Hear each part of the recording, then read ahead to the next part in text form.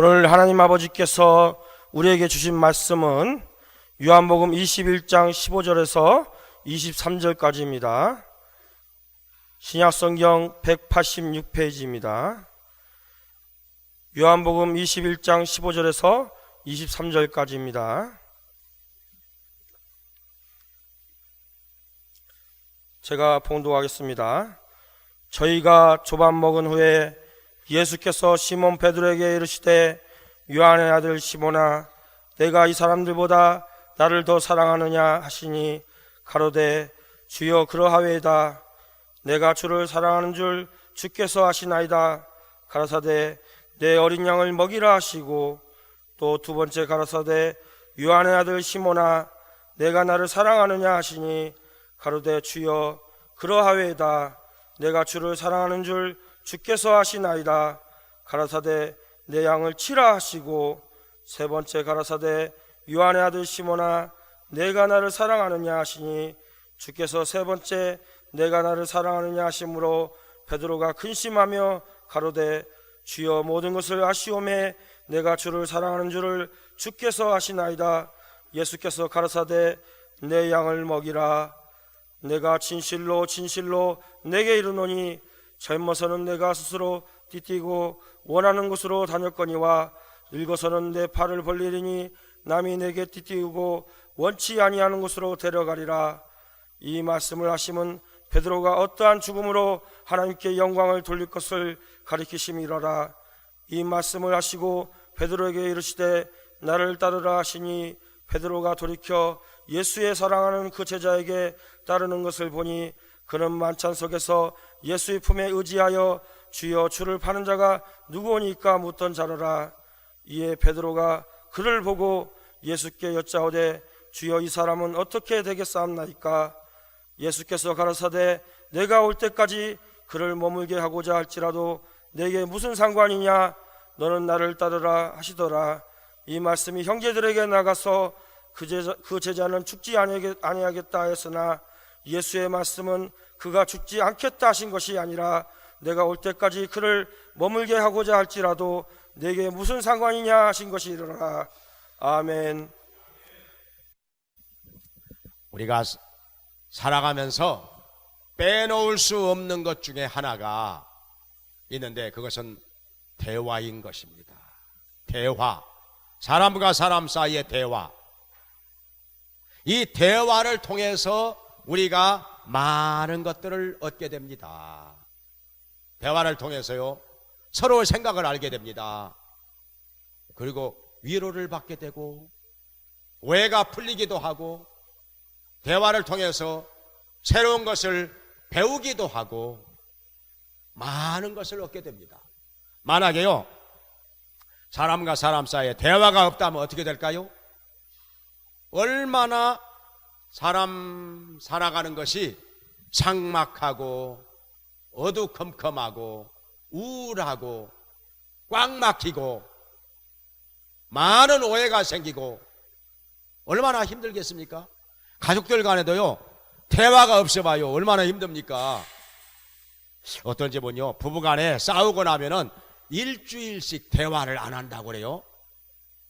참 대단합니다. 그 인내력이 존경스럽습니다. 대화 안 하고 일주일을 그냥 한 집에서 보낼 수 있다고 하는 거 이거 인내심이 대단하잖아요. 어떻게 그렇게 하는지 모르겠어요. 어떻게 그렇게 하는지. 하루 또 대화 안 하고 사는 날 없었던 것 같아요. 우리는요. 어떻게 그렇게 일주일을 어떤 집은 한 달도 말을 안 하고 사는 집이 있다고 그래요. 싸우고 나면은 야 거기는 정말 더 존경스럽죠. 그 인내심. 이렇게 대화가 없으면요 정말 어렵고 힘든 것이죠. 얼마나 불편하겠습니까? 얼마나 많은 갈등과 오해가 쌓이겠습니까? 자, 대화가 필요합니다. 사람과 사람 사이에도 대화가 있어야 되고요. 또 나라 국가와 국가 간에도 대화가 있어야 됩니다. 그래서 서로 정상 간에 왕래하면서 많은 대화를 하지 않습니까? 대화를 통해서 얻는 것들이 많죠. 우리 남북 간에도 대화가 필요합니다. 만약에 대화가 있는 것하고 없는 것하고 어느 것이 더 안보에 좋은 것이 되겠습니까? 적어도 대화가 이루어지고 있는 동안에는 서로 대포 쏘고 미사일 쏘고 싸우지는 않을 거 아닙니까? 대화하면서 싸우는 거 있습니까? 그런데 안보를 얘기하면서 자꾸 싸우자고 들으면은 이거 어떻게 되는 것입니까? 안보가 되겠습니까? 싸우자고 들면서 자꾸 전쟁을 얘기하면서 안보가 될 수가 없는 것이죠. 그래서 가장 최고의 안보는 남북 간에 서로 대화하고 평화하고 교류와 협력이 이루어질 때 최고의 안보가 되는 것입니다. 근데 이 대화가 끊어지면 어떻게 됩니까? 안보가 어려워지는 것이지요. 그리고 또 한 가지 우리가 하나님과의 대화를 생각할 수 있습니다. 자, 하나님과 대화, 우리 주님과의 대화, 거기에서 얻는 것이 얼마나 많겠습니까? 많은 은혜를 받습니다. 많은 유익을 얻습니다. 마음의 평안을 얻고요, 위로를 얻고요, 은혜를 받고요. 정말 주님과의 대화, 우리가 얻는 것이 많습니다. 지금 여기에 베드로가 예수님과의 대화를 통해서 많은 것을 얻는 것이 나옵니다. 어떤 대화를 해서 도대체 무엇을 얻었을까요? 베드로에게 어떤 은혜가 대화를 통해서 임하였는지 여기에서 우리가 하나님께서 말씀하실 때 우리도 주님과의 대화를 통해서 많은 것을 얻게 된다는 것을 우리에게 가르쳐 주고 계시는 것입니다. 자, 베드로 어떤 대화를 했을까요? 무엇을 얻었을까요? 지금 여기 예수님께서 십자가에 달려 죽으시기 며칠 전에 제자들을 모아놓고 말씀을 하십니다. 내가 예루살렘에 가서 사람들에게 붙잡혀가지고 십자가에 달려 죽을 것이다. 그런데 너희들이 나를 버리고 달아나리라. 도망갈 거라고 말씀하셨습니다. 이 말씀을 들으면서 가장 섭섭해하는 사람이 하나 있었으니 그가 바로 베드로입니다. 누구보다도 주님을 진정 뜨겁게 사랑한다고 하는 베드로. 의리 하면은 둘째가라면 서러운 베드로. 그런데 예수님께서 베드로까지 포함해서 예수님을 버리고 도망갈 거라고 말씀을 하셨으니 예수님께서 베드로를 많이 잘못 보신 건데, 다른 사람은 그럴지라도 나 베드로는 그런 사람 아닌데 예수님께서 잘못 보셨지 않았을까? 그래서 베드로가 가만히 있을 수가 없지요. 이 성질 급한 베드로, 그냥 말 안 하고는 그냥 지나가지 못하는 베드로 나서서 예수님께 말씀을 합니다. 주님, 이 베드로는 그런 사람 아닙니다. 다 주님을 버리고 달아날지라도 이 베드로는 주님과 함께 오게도 가고 죽는데도 같이 갈 것입니다. 그런 말씀 마세요. 그러니까 베드로 그랬더니 예수님께서 시큰둥해가지고 예수님께서 그렇게 말씀하시면 굉장히 반가워하고 좋아하실 줄 알았는데 베드로가 그렇게 말하는데도 예수님은 시큰둥해가지고 내가 갈기 2번 울기 전에 나를 3번 부인하리라. 여기에 대해서 할 말이 없습니다. 왜냐하면 지금까지 예수님께서 말씀하신 것 중에 이루어지지 않은 것이 하나도 없거든요. 다 이루어졌습니다. 말씀하신 대로 다 이루어졌습니다. 많이 받고 많이 경험을 했습니다. 그러니 어찌 예수님께서 말씀하신 것을 가지고 아니라고 하겠습니까? 그러면서도 마음에 찜찜한 것이 있습니다. 그런 사람 아닌데, 예? 내가 예수님을 3번이나 부인한다고? 내가 예수님을 3번이나 부인한다고? 아닌데, 예? 나 그런 사람 아닌데, 예? 내가 어찌 예수님을 3번이나 모른다고 부인할 것인가? 안 그럴 텐데. 그렇다고 예수님께서 틀린 말씀을 하시는 분은 전혀 아니고, 지금까지 예수님께서 하신 말씀이 안 이루어진 적이 한 번도 없었는데, 여기에 대해서 또 딴 소리 할 수는 없고, 정말 베드로가 마음이 지금 많이 오락가락하고 헷갈립니다. 그런데 그날 밤에 예수님께서는 대제사장이 보낸 사람들에 의해서 붙잡혀 갑니다. 대제사장의 집으로 끌려가서 거기서 신문을 당합니다. 여기에 베드로가 따라 들어갑니다. 누구랑 같이? 요한이랑 같이. 왜냐하면 요한이 대제사장의 집하고는 잘 아는 사이입니다. 무슨 일로 그런 거 아니? 소금에다가 생선을 절여서 대제사장의 집에다가 납품을 했습니다. 요한이. 그래서 요한을 따라 베드로가 대제사장의 집에 들어가는 데까지는 아무 문제가 없었습니다. 그런데 문제가 생깁니다. 여기서 문제가 생깁니다. 날씨가 쌀쌀하니까 그 집에서 숯불을 쬐고 있었습니다. 베드로가. 숯불을 쬐니 어떻게 됩니까? 그 숯불에 베드로의 얼굴이 환히 드러납니다. 깜깜한 데 있었으면 몰랐을 텐데 뭐하려고 숯불을 쬐다가, 그것을 보고 계집종이, 대제사장의 집에 있는 계집종이, 야, 너 예수 제자지? 너 예수 따라다니는 사람 아니야? 그러니까 베드로가, 아니요, 여자야. 쓸데없는 소리하고 자빠졌어요. 조용해.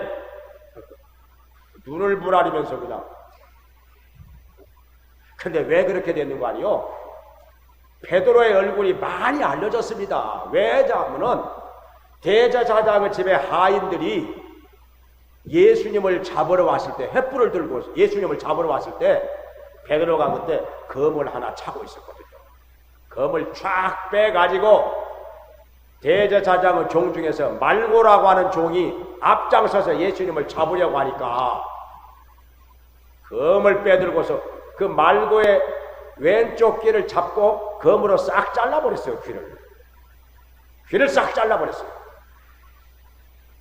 예수님께서 검을 집에다 도로 꽂으라, 그러지 말라 말씀하시니까 검을 집으로 도로 꽂기는 했지만은, 아무튼 그때 베드로가 그 집 대제사장의 그 집에서 온 사람들에게 많이 얼굴이 알려진 것입니다. 횃불에 비춰져 가지고 그 검 빼들고 말고의 귀를 싹 잘라버렸거든요. 그러니까 아니라고 해봐야 이거 그 누구도 믿지를 않는 것입니다. 그래서 두 번째, 야, 너 예수 제자 맞지? 그리고 아니야. 그런 거예요.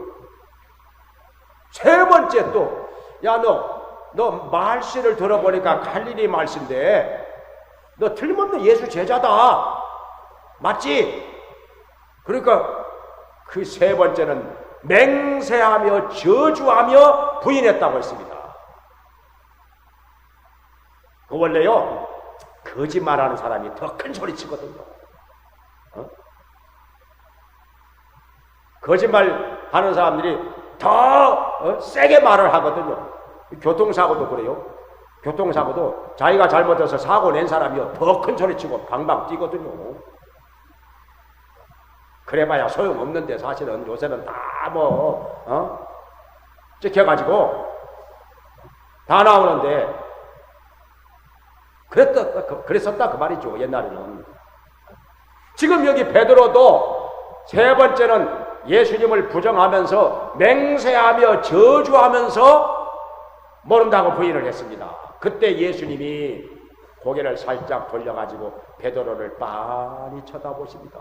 아이고 뜨끔, 가슴이 철렁 내려앉습니다.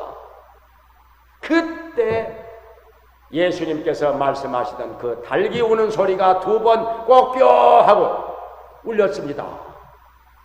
새벽이 됐다는 것이죠. 그러니까 예수님께서 새벽이 될 때까지 대제사장으로부터 여러 가지 신문을 받으셨다는 것입니다. 그때까지 베드로가 안 자고 그 집에서 머물러 있었던 것입니다. 그러다가 이렇게 예수님을 세 번이나 모른다고 부인을 하고 말았으니,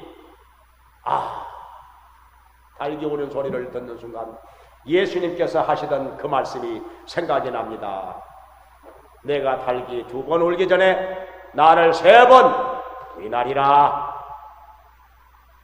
그 말씀대로 이루어지고야 말았으니 얼마나 마음이 무너지는지, 한쪽으로 돌아가서 저 모퉁이로 돌아가서 땅바닥에 털썩 주저앉아가지고 엉엉 통곡하면서 웁니다. 주님, 잘못했습니다. 용서해 주시옵소서. 이 의리 없는 인간, 이 못난 인간 용서해 주시옵소서. 얼마나 가슴을 치면서 머리를 쥐어박으면서 통곡하였는지. 그런데요, 그렇게 해도 마음이 완전히 풀린 것은 아닙니다. 그 마음에 찜찜한 것이 완전히 사라진 것이 아닙니다. 예수님은 그 다음날 십자가에 달려 죽으셨고, 그리고 3일 만에 다시 살아나셨습니다.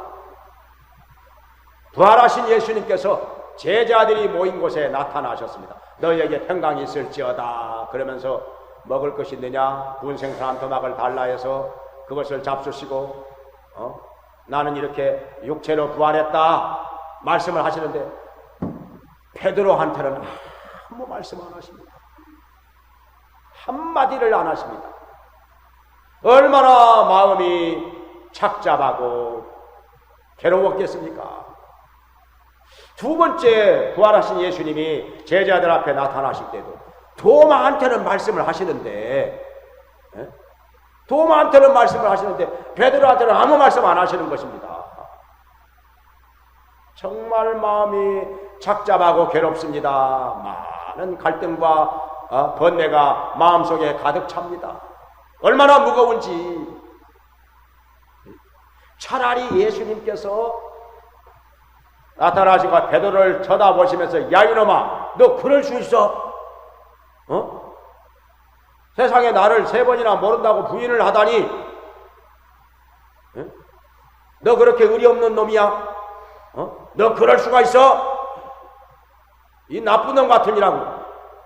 이렇게 야단을 치면 차라리 나빴어요. 그냥 차라리 그냥 종아리 걷어 이놈아 하고 매를 좀 때려 주시든지, 그렇게 하셨으면 차라리 그냥 마음이 좀 풀릴 것 같은데, 아무 말씀 안 하시니까 얼마나 마음이 착잡한지. 주님께서 어쩌면 나를 버리신 거 아닌가? 나를 아예 인간 취급 안 하시는 거 아닌가?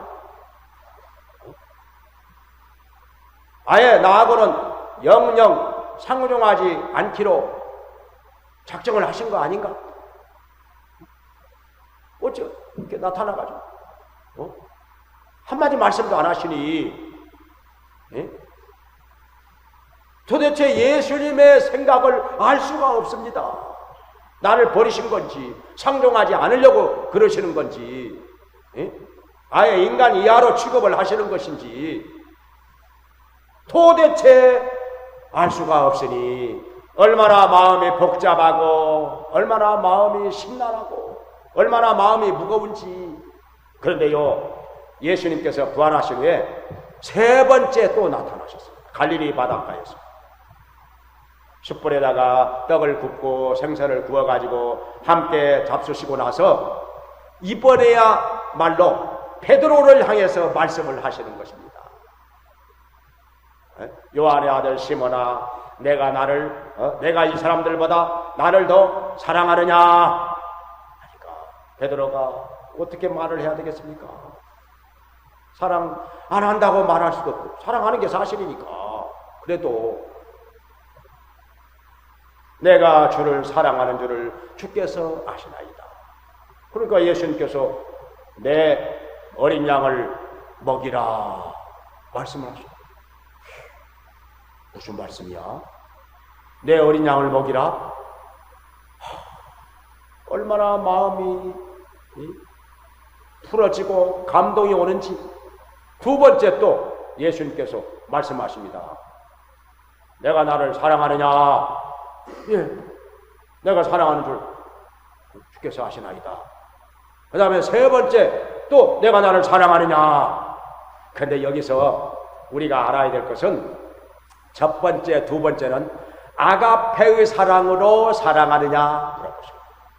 절대적인 사랑, 무조건적인 사랑, 하나님의 사랑. 그 아가페의 사랑으로 나를 사랑하느냐 물어보니까 그렇다고는 대답할 수가 없어서 저는 친구의 사랑으로,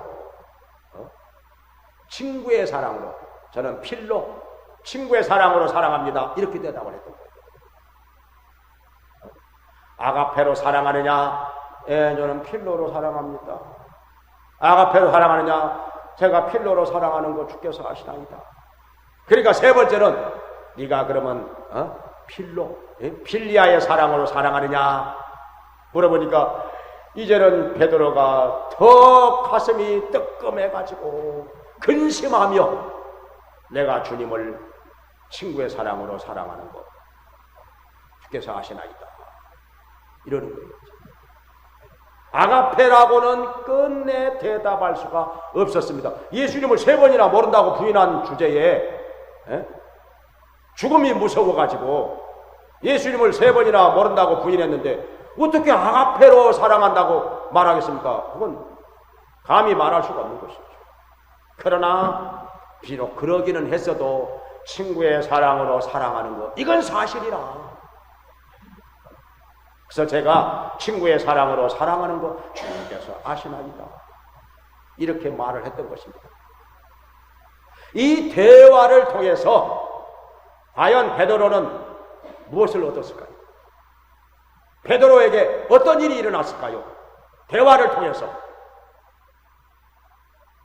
자, 대화를 통해서 베드로에게 주어진 것들 세 가지만 생각을 해보겠습니다. 첫째로는 베드로의 마음속에 치유가 일어났습니다. 치유가. 왜냐하면 베드로가 예수님을 세 번 부인하고 많은 죄를 지었지 않았습니까? 배신자가 되지 않았습니까? 그래서 베드로의 마음속에는 큰 상처가 생겼습니다. 다른 사람으로 인하여 상처가 생긴 것이 아니라 자기 죄로 인하여 마음이 상한 것입니다. 우리가 흔히 그렇습니다. 다른 사람 때문에 마음의 상처를 받는 것도 물론 있지만은 사실은 그보다 더 나의 잘못 때문에 내 마음이 상한 경우가 훨씬 더 많습니다. 내 죄로 말미암아 내 마음에 상처가 생기는 경우가 훨씬 더 많다는 것입니다. 그래서 하나님께서는 이렇게 말씀하셨습니다. 마음이 상한 자를 가까이 하시고 중심에 통회하는 자를 구원하시는도다. 시편 34편에 말씀하셨습니다. 내 죄로 인하여 마음이 상한 자, 애통하는 자 주님께서 가까이 하시고 구원해 주신다는 것입니다. 용서해 주신다는 것이죠. 씻어 주신다는 것입니다. 우리가 찬송가도 이렇게 부르죠. 내 죄로 상한 영혼을 주 온전하게 하시네. 우리 찬송가에 그런 찬송가가 있습니다. 내 죄로 상한 영혼을 주 온전하게 하시네. 주님께서는 지금도 내 죄로 인하여 마음이 상하고 애통하는 자, 통에 잡아가는 자 가까이 하셔서 용서해 주시고 씻어 주시고 위로해 주시고 평안을 주시는 것 믿으시기 바랍니다. 우리 주님께서 지금 베드로에게 오셔서 뭐라고 하시느냐? 요한의 아들 시몬아, 내가 나를 사랑하느냐? 내가 나를 사랑하느냐? 주께서 아시나이다. 내 어린 양을 먹이라. 내 양을 치라. 내 양을 먹이라. 이렇게 말씀을 하시는데 이 말씀이 무엇을 의미하는 거 아니? 예수님께서는 베드로를 이미 용서하셨다고 하는 거예요.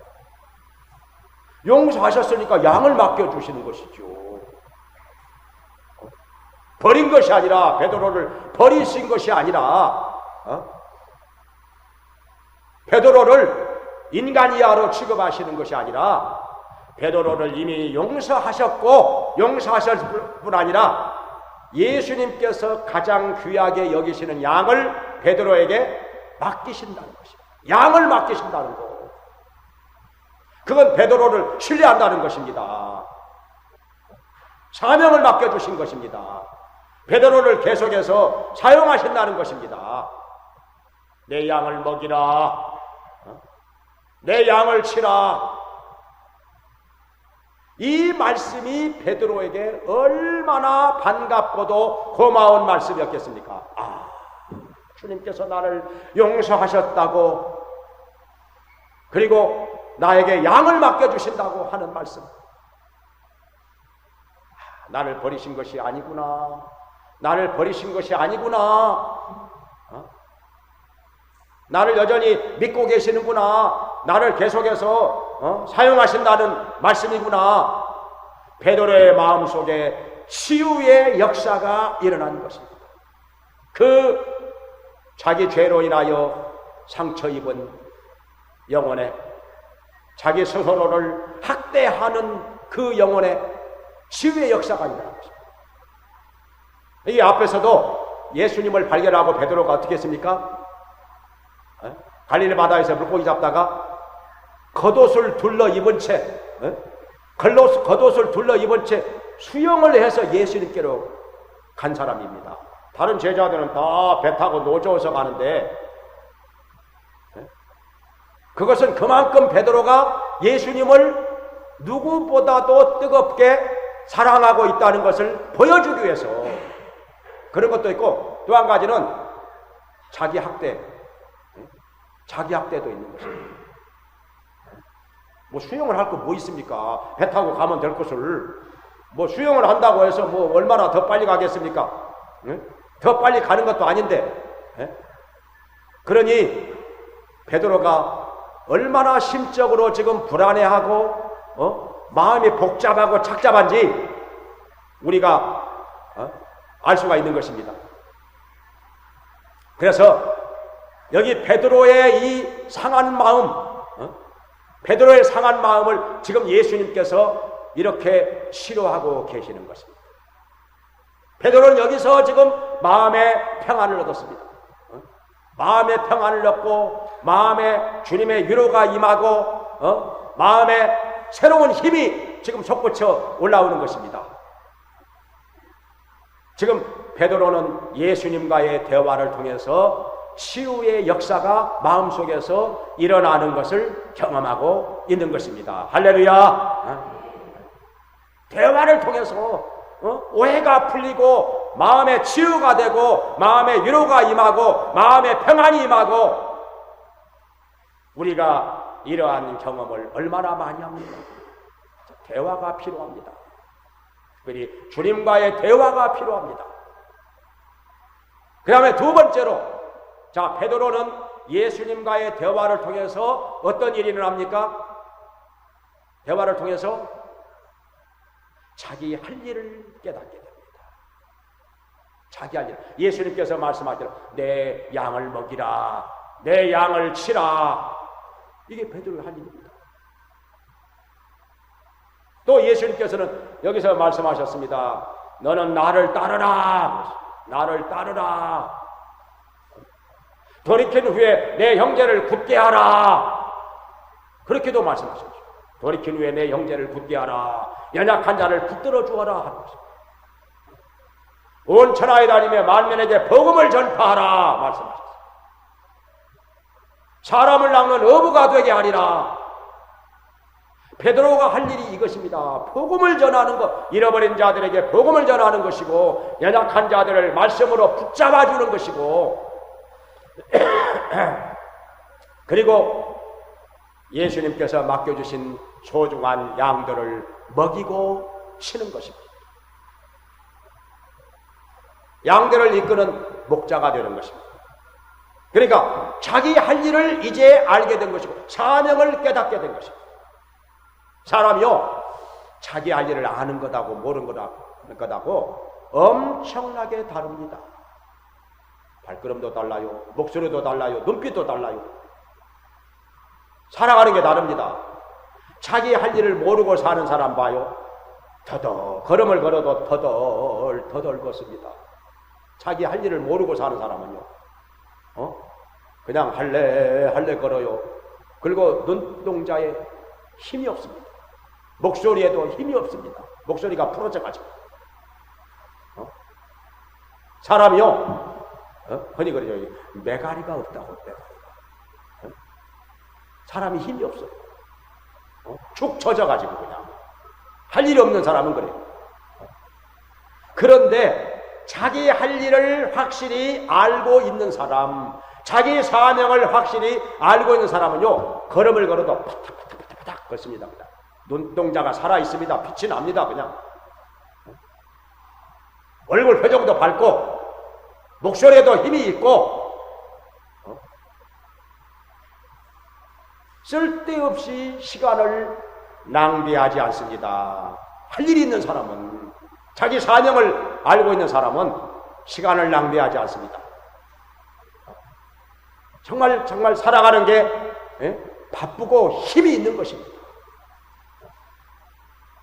그러니까 베드로가요, 그 다음부터 어디로 가든지 어떻게 합니까? 어디로 가든지 앞장섭니다. 예수님께서 부활 성천하신 후에 마가다락방에 모였을 때도 베드로가 딱 나서서 가룟유다가 자살해서 죽었잖아. 그 대신할 사람 우리가 뽑아야 되지 않겠어? 뽑자. 이 베드로가 나서서 오순절날 성령 충만을 받고 나서도 거리에 잔뜩 모여든 사람들을 향해서 제일 앞장서서 설교한 사람이 베드로입니다. 베드로가 그날에 3,000명이 회개하고 예수님께 돌아왔잖아요. 성전 미문 앞에 앉은 배기도 베드로가 예수님의 이름으로 일으켰고, 모여든 사람들에게 하나님의 말씀을 전하는 것도 베드로가 했던 것입니다. 제사장 앞에, 대제사장 앞에 잡혀갔을 때도 베드로가 나서서 막 큰소리 치고 대듭니다. 생각해 보시오. 하나님 앞에서 당신들 말 듣는 것이 옳겠소? 하나님의 말씀 듣는 것이 옳겠소? 판단해 보시오.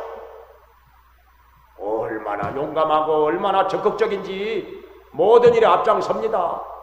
사도행전 15장에서 예루살렘에서 총회가 열렸을 때도 베드로가 나서서 방향을 잡아줍니다. 베드로가 나서서. 너희 조상들도 능히 짊어지지 못하던 짐을 어찌하여 다른 형제들에게 짊어지게 하려느냐? 베드로가요, 그렇게 말하면서 방향을 잡아줍니다. 그리고 결론은 야고보 장로가 내려주지. 역시 베드로가요, 정말 멋있는 베드로, 앞장서는 베드로, 적극적인 베드로, 하나님의 말씀을 제일 먼저 전하는 베드로가 된 것입니다. 자기 사명을 알았기 때문에, 할 일을 알았기 때문에. 대화를 통해서 베드로가 이렇게 된 것입니다. 주님과의 대화를 통해서.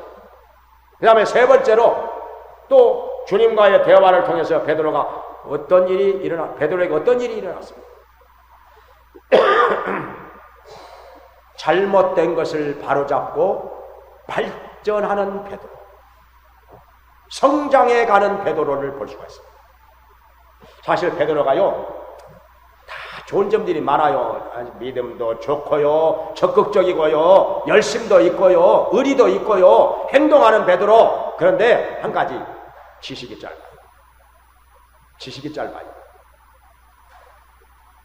그래서 늘 그게 드러납니다. 창피할 때도 있고 망신도 당하고. 지금 여기 예수님과 또 대화를 나눕니다. 예수님께서 뭐라고 말씀하시는 거 아니? 네가 젊어서는 내 마음대로 뛰뛰고 다녔지만은 늙어서는 네가 두 팔을 벌리리니 사람들이 너를 원치 않는 곳으로 데려가리라. 이제 베드로가 어떻게 죽을 것을 말씀하신 것이죠. 그러니까 베드로가 십자가에 달려 죽을 것을 미리서 말씀해 주신 것입니다. 그러니까 각오하고 따르라 이거죠. 예수님 따르되 이게 십자가에 달려 죽을 각오하고 따르라 이 말입니다. 근데 사람이요, 자기가 어떻게 될 걸 모르고 따르는 것하고 죽을 각오하고 따르는 것하고 누가 더 강합니까? 죽을 각오하고 따르는 사람은요, 무서운 것이 없습니다. 그 누구도 못 당합니다. 아예 죽을 각오하고 덤비는 사람 엄청난 힘이 있습니다. 강합니다. 그 어떤 상황에서도 흔들리지 않습니다. 죽을 각오하고 따르는데. 그래서 예수님께서 이렇게 베드로에게 네가 십자가에 달려 죽을 것이라고 미리서 말씀을 해주신 것입니다. 근데 베드로는요, 자기 혼자만 그렇게 죽는 것 같아가지고 요한이 궁금했던가 봐요. 여기 얘는 앞으로 어떻게 되겠습니까?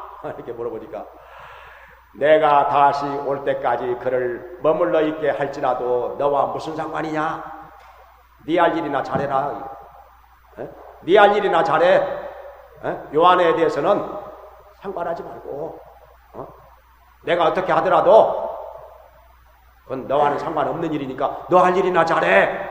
그런 말씀이거든요. 근데 베드로가 이걸 잘못 알아듣고 엉뚱하게 알아듣고 오해를 해가지고 다른 제자들한테 가서 야, 요한은 예수님 오실 때까지 안 죽는데 그랬더니 그 말씀이 아니거든요.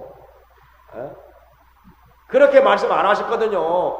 요한이 예수님 오실 때까지 안 죽는다 그 말이 아니라 안 죽게 놔둘지라도 너와는 상관이 없으니까 너 할 일이나 열심히 해라 그 말씀이죠. 이 말이 다르잖아요 전혀.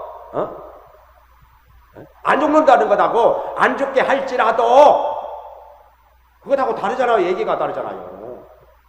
꼭 안 죽는다 그 말이 아니라 그럴지라도 너와는 상관없는 일이니까 너 할 일이나 열심히 해 그런 말씀인데 베드로가 여기서 또 실수한 겁니다. 잘못 알아들어가지고. 좀 지식이 짧아요 베드로가.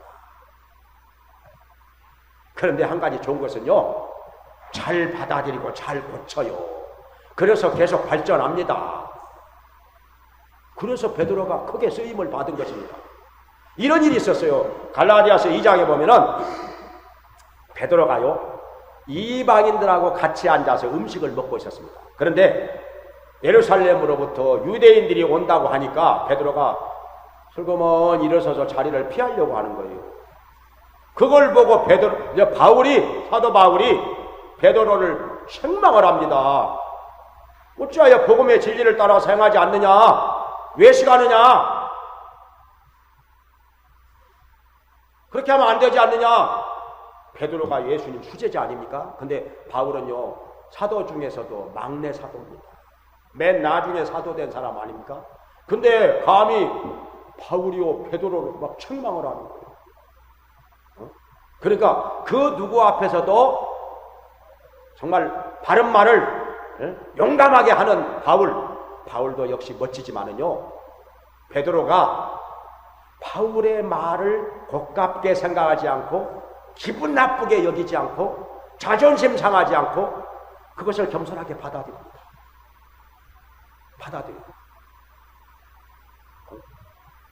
그리고 그 옳은 말을 따라갑니다. 그 당시에는요, 유대인들은 이런 풍습이 있었습니다. 이방인들하고는 같이 앉아서 음식을 먹지 마라. 길도 같이 가면 안 된다. 친구로 사귀어도 안 된다. 교제에서도 안 된다. 이방인들. 성경에는 없는 말씀인데, 율법에는 없는 말씀인데, 유대인들에게 그런 옳지 않은 풍습이 있었습니다. 그러나 베드로는 예수님을 믿으면 우리 다 주님 안에서 형제자매 아닌가? 그래서 이방인들하고 지금 같이 앉아서 음식을 먹고 있습니다. 여기까지는 잘한 것입니다. 근데 유대인들이 예루살렘으로부터 온다고 하니까 그들에게 뭔가 또 책 잡힐까 봐서, 무슨 안 좋은 말 들을까 봐서 슬그머니 일어서서 그 자리를 피하려고 했던 것입니다. 외식하는 것이죠. 복음의 진리를 따라 행하지 않은 그 행동을 보고 바울이 책망을 한 것입니다. 사실 이방인이나 유대인이나 예수 믿으면 다 형제자매 아닙니까? 얼마든지 같이 밥 먹을 수 있고 같이 교제할 수 있고 같이 길도 갈 수가 있는 것입니다. 유대인의 그 풍습이 잘못된 것이죠. 이방인하고 자기들하고 다른 게 뭐 있습니까? 예수 믿으면 다 똑같은 하나님의 자녀인데, 다 하나님의 백성인데, 같이 앉아서 음식을 먹으면 안 된다니. 그게 무슨 법입니까? 그게 잘못된 생각이죠. 그래서 여기서 바울의 정확한 지적과 책망을 받고 베드로가 겸손하게 받아들입니다. 보통 사람 같으면요, 이거 제일 큰 형님한테 말이야, 막내가 막 여러 사람 앞에서 책망을 하네. 얼마나 자존심 상하겠습니까? 얼마나 기분 나쁘겠습니까? 이 집까지 이 막내가 말이오, 사도가 된 지 지금 얼마나 됐다고 말이오. 감히 지금 큰 형님한테 요게 그냥 막 얼굴이 불그라 해가지고 아마 많이 삐쳤을 것입니다. 어쩌면 이것으로 인해서 바울하고 관계가 아주 이상하게 되어버렸을는지도 몰라요. 그런데요, 베드로가요, 역시 큰 그릇입니다. 정말 도량이 넓은 사람입니다. 바울의 그러한 책망이 올바른 책망이거든요. 바른 말이거든요. 그러니까 그것을 기분 나쁘게 여기지 않고 받아들입니다. 겸손하게 받아들입니다. 겸손하게 받아들여. 그러기 때문에 베드로는 비록 지식은 좀 짧은 사람이지만은 많이 배우지는 못했지만은 계속해서 발전해가고 계속해서 성장해가는 것입니다. 점점 더 큰 일꾼이 돼가는 것입니다. 하나님께서 이런 겸손한 베드로에게 은혜를 많이 주시고 베드로를 큰 그릇으로 사용하신 것입니다. 여기에 베드로의 위대함이 있는 것입니다. 대화를 통해서, 그런 대화를 통해서 많이 배워가고 많이 깨달아가고 많이 발전하고 많이 성장해가는 것을 볼 수가 있는 것입니다. 그래서 우리는 사람과 사람과의 대화 아주 중요합니다. 근데 대화도요, 그 쓸데없는 얘기나 하고 시간이나 그냥 낭비하는 그런 사람과의 대화, 그 대화가 우리에게 무엇을 얼마나 주겠습니까? 대화를 하더라도 뭔가 배울 것이 있는 사람하고 뭔가 얻을 것이 있는 사람하고 지혜로운 사람하고 대화를 하고 신령한 사람하고 대화를 하고 그래야 얻을 것이 많겠지요. 대화도요, 정말 이런 바울 같은 사람, 이런 사람하고 대화하면 얼마나 얻을 것이 많겠습니까? 신령한 사람, 지혜로운 사람, 뭔가 배울 것이 있는 사람, 나에게 뭔가 좋은 것을 가르쳐 줄 수 있는 사람, 이런 사람과 대화를 하자 이것입니다. 특별히 좋은 사람과 대화하는 것도 좋지만은 우리 하나님과의 대화 얼마나 얻을 것이 많겠습니까? 사람과의 대화를 통해서도 우리가 얻는 것이 많겠거늘 하물며 전지전능하신 하나님과 대화하면, 우리 주님과 대화하면 얼마나 얻을 것이 많겠습니까? 치유가 일어나고요, 나의 할 일을 깨닫게 되고요, 잘못된 것을 바로잡고 나날이 발전해가고 성장해가니 얼마나 좋으냐 하는 것입니다. 그래서 우리는 날마다 하나님의 말씀을 들으면서, 읽으면서, 또 묵상하면서, 그리고 하나님께 내 생각을 낱낱이 다 아뢰면서 기도하면서 이 말씀과 기도로 우리 하나님과 날마다 대화하면서 나날이 새로워지고 나날이 발전하고 나날이 성장해가고 계속해서 하나님의 큰 그릇으로 쓰임받는 자가 되기를 주님의 이름으로 축원합니다.